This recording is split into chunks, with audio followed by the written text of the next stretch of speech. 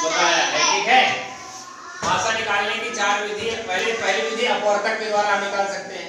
ठीक है, क्योंकि मासा क्या होता है, महत्तम समान अपवर्तक होता है। महत्तम समान अपवर्तक। तो देखिए इसमें हम क्या करते हैं, जैसे हमको 2, 4 और 6 का मासा निकालना है तो क्या करेंगे, 2 किससे 1 से 2 कट जाएगा। 2 का फैक्टर क्या है, यानी अपवर्तक क्या है, 1 है और 2 है। 4 का अपवर्तक 1, 2 और 4 है।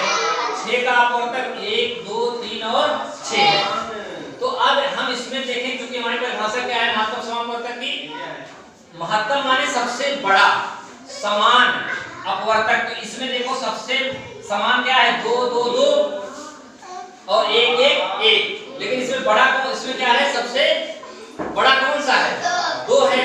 तो चूंकि हमको परिभाषा के हिसाब से क्या है, महत्तम समान लेना है, महत्तम समान अपवर्तक। तो महत्तम माने सबसे बड़ा समान अपवर्तक, इसमें क्या है, 2 है। तो इसलिए महत्तम समान मासा क्या हो गया, 2 हो गया। ठीक, अगली विधि देखिए, भाग विधि। इसमें क्या करते हैं, जैसे हमको 6, 12 और 18 का मासा निकालना है।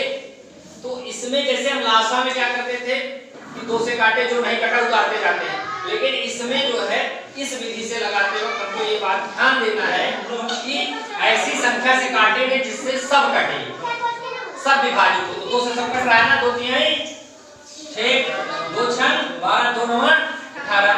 अब इसमें किससे कटेगा, 2 से कटेगा नहीं, 3 से कट सकता है तीनों।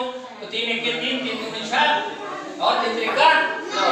अब ये देखिए बचा, तो कटे तो 1 से कट सकता है, तो 1 से भी काट दिया तो वही आ गया। फिर इसका क्या करते हैं, गुणा कर ले, 2 तिहाई 6 1 के 6। तो इस प्रकार से हम मासा निकाल सकते हैं। अगला गुणा विधि है, देखिए गुणनखंड विधि। जैसे हमको 6, 12 और 14 का मासा निकालना है। ठीक, इसमें क्या करते हैं कि 6 का गुणनखंड क्या होगा, 1 2 2 तिहाई 6। 12 का है 1 2 2 2 3 4 4 तिहाई 12। 14 का है 1 2 2 7 14। इसमें फिर हम क्या बनाएंगे, कॉमन कौन कौन सा है। जैसे लासा में क्या होता था कि अगर 2 में भी कॉमन है तो ले लेते थे, लेकिन मासा में क्या करेंगे, वही लेंगे जो तीनों में कॉमन होगा। तो तीनों में कॉमन क्या है, 1 है और 2 है, बाकी और कोई कॉमन है नहीं है। तो केवल 1 और 2, तो 1 करके बुरा का निशान लगा के 2 उतारेंगे, तो 1 2 2। तो इस प्रकार से मासा क्या आ गया, 2। और देखिए चौथी विधि, ये भाग विधि ये भी कहते हैं।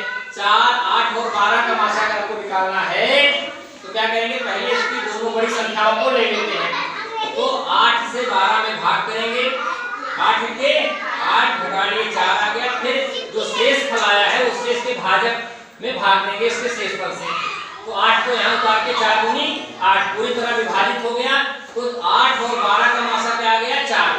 अब 4 और 4 बच रहा है, तो 4 को 4 से डिवाइड करेंगे तो डिवाइड नहीं विभाजित हो जाएगा, इसलिए इसका मासा क्या आ गया, 4। इस प्रकार से हम चारों विधि से मासा निकाल सकते हैं। जो आपको आसान लगे वो प्रयोग कर सकते हैं। वैसे आपके कोर्स में गुणा विधि मतलब गुणनखंड विधि ही दिया गया है। ठीक, लेकिन ये भी आसान विधि है, ये भी आसान विधि है, जिससे आप निकालना चाहे निकाल सकते हैं अच्छे से। ठीक।